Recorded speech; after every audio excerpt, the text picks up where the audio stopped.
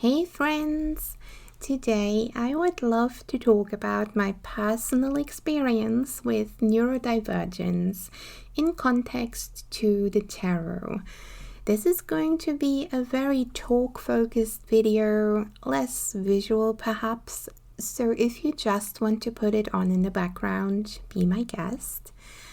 I want to make it very clear that I am only talking about my experiences and that these are not in any way indicative of all people who are experiencing neurodivergence or are on the spectrum. I'm fitting personally on the AuDHD spectrum, which means I experience autistic as well as attention deficit and hyperactivity traits. Now, since we're on a very broad spectrum here, I want to go into how this shows up for me in my life and thus in my tarot practice. To start off, I crave structure, a framework, a good cycle that continues over and over again. But at the same time, I can't stick to a routine for the life of me. I don't really have an inner reward system. I am chasing dopamine, if you will, and my actions are very much motivated by whether or not I experience joy, excitement, or any other highly positive emotion from a task. And if I register something as a routine, it almost immediately becomes boring and unrewarding to me, and I fail to make myself do the task anymore. As an example, to perhaps explain this a little better, in 2025 I tried, along with a lot of people, to gamify my life. Now this was inspired by a tarot Discord server, the Weavers, as well as a practice brought forth by Dawn Michelle Creates. I set up a whole physical journal, a digital journal. I had a bunch of categories that I really wanted to show up for or improve on. Those were physical things, artistic things, hygienic things. I also set myself up a little points shop. So by doing little tasks and routines, I earned points, and then I could cash them in at the end of the month for little rewards like a sweet treat or a special tarot reading or dedicated time to play my favorite games. And I was highly motivated. It was very joyful for me to start this practice, and it lasted a good 3 months before I realized that the routines I have established became boring and they became a chore. And I didn't want to track my daily actions anymore. I did not want to sit down at the end of the day and do it. I didn't want to lock my joy or the rewards behind little purchases from point shops anymore. I thought it was so redundant. The numbers that I accumulated throughout the month did not mean anything to me anymore. They were just numbers. And I started to feel really guilty about not wanting to do it anymore. To the point where some days, this is just me, I started crying because I was like, for 3 months, it went so well. And now I literally can't sit down to track my actions anymore.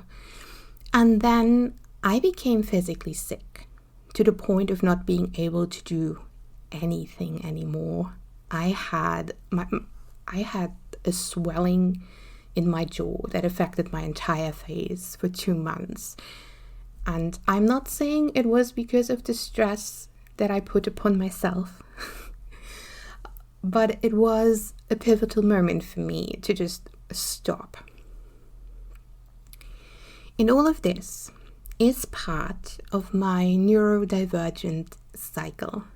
I get excited about a new thing. I get all the tools to set up the new thing. I do the new thing for a specific amount of time. Then the new thing becomes old and unrewarding.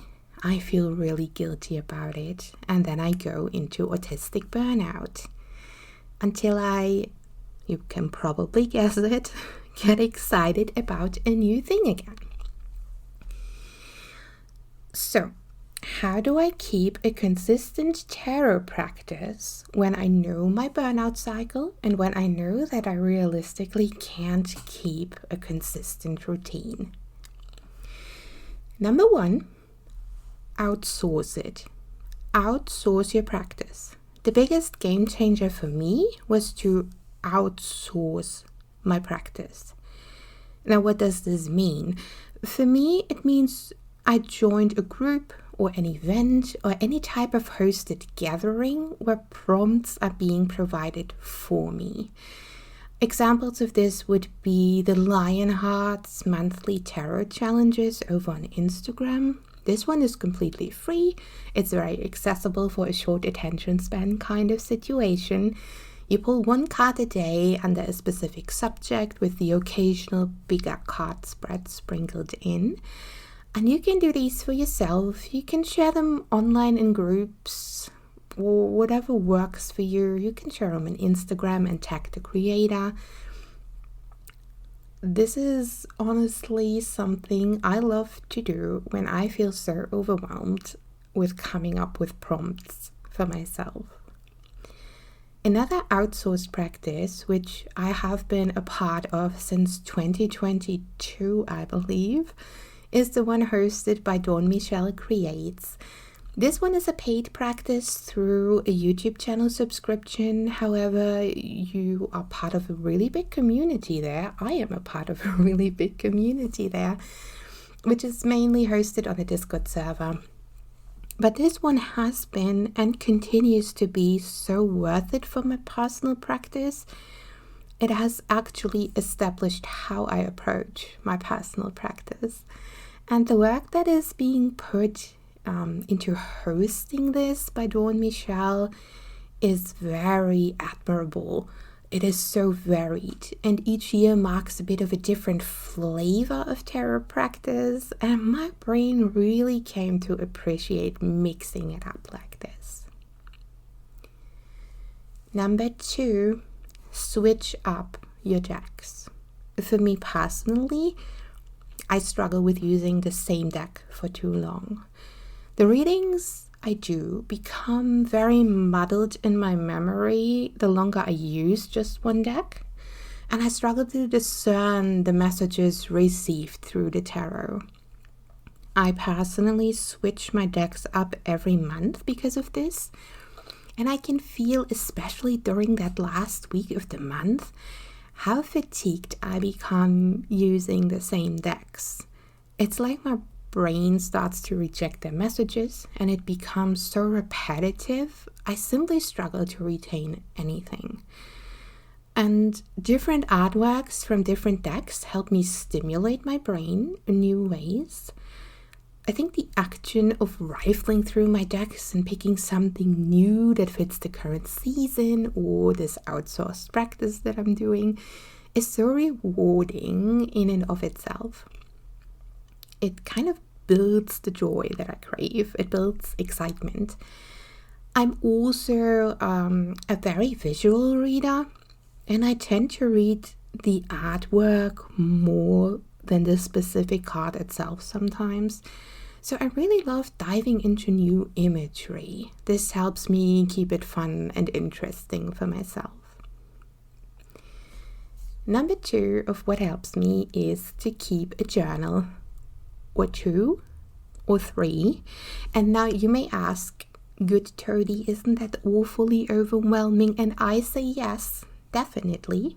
But that is why I need more than just one journal.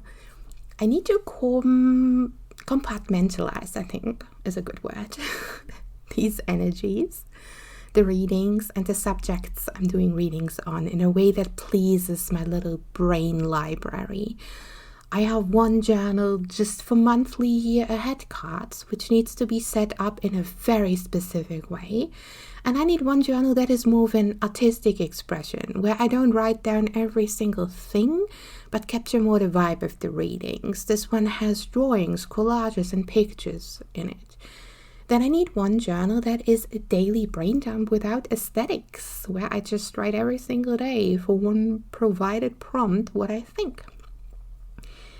And I will allow myself to not use one of these journals too much.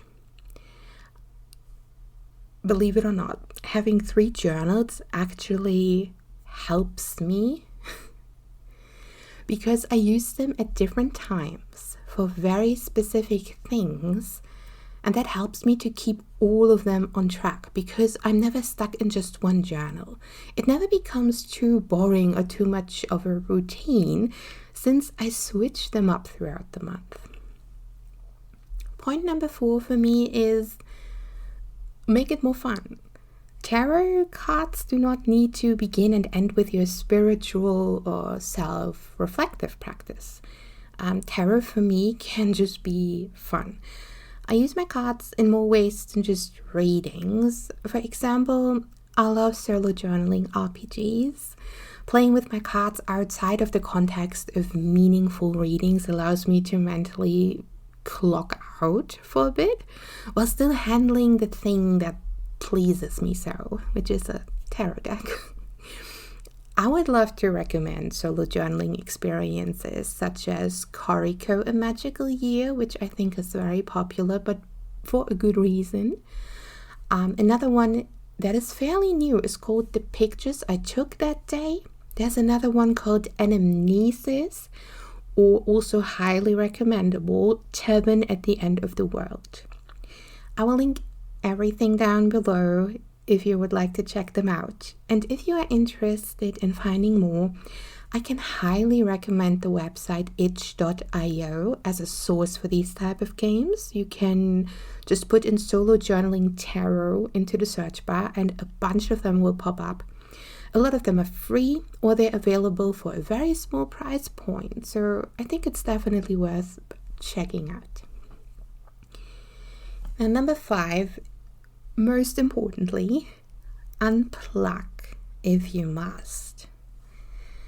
I don't or I can't force myself to do anything if it fatigues me. And this one is sometimes hard for me because I struggle to identify my fatigue and burnout before I'm in the thick of it.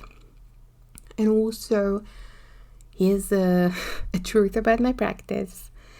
When I'm really going through it, whether I'm physically sick or mentally worn down, in autistic burnout or experiencing pain, I tend to not touch my tarot. I forget about it because it becomes less relevant to my brain. It does not bring joy or motivate me or comfort me in really dark times. And I wish I could tell you precisely why, but I can't. I can only wager that it is because I am in a form of survival mode and I need to strip away the quote-unquote unnecessary. And this does make me question my relationship to the tarot a lot of the time because I don't particularly find comfort in it when things are really, really hard. However, I then circle back to it being a great tool and even motivator to dive into working through my struggles once I feel better again. I can retroactively work through what the heck just happened. And these are my current thoughts on how I approach my practice as a neurodivergent person. Thank you so much for staying with me through these little rambles. All I can hope for is that maybe somebody might relate to these struggles, perhaps knows now that they're not alone with them, and that there are ways to stick with tarot, even if it's not as stimulating as you'd like it to be sometimes. Even if the novelty has worn off, there are things you can do that I do that makes it more novel again, that brings that initial joy and feeling of novelty back. But anyway, thanks so much for listening, watching, and until then, I'll croak you later.